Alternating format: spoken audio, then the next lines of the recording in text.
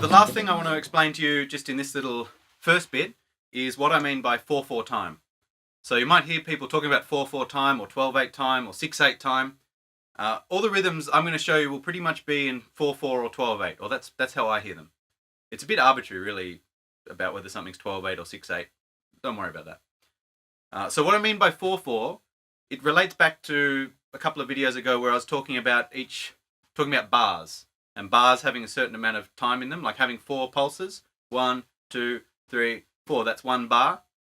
Whether something's 4/4 or 12/8, in this context, refers to how that bar is divided up. So how you're feeling the bar. The theoretical reason for calling it 4/4 is it means you've got 4 quarter notes. So the first 4 is number of notes, and the bottom one is what type of note they are, whether they're quarter notes, 8 notes, whatever. You don't have to worry about what that means. That's why it's called 4/4.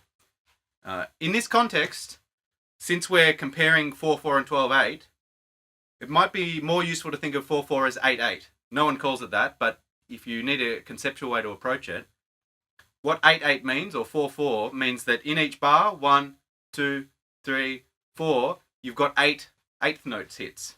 So if we break each bar into 8, we're going 1 and 2 and 3 and 4 and 1 and 2 and 3. So counting 1, 2, 3, 4, 5, 6, 7, 8. 1, 2. So we don't count it like that. We're just feeling the 4. So going 1, 2, 3, 4.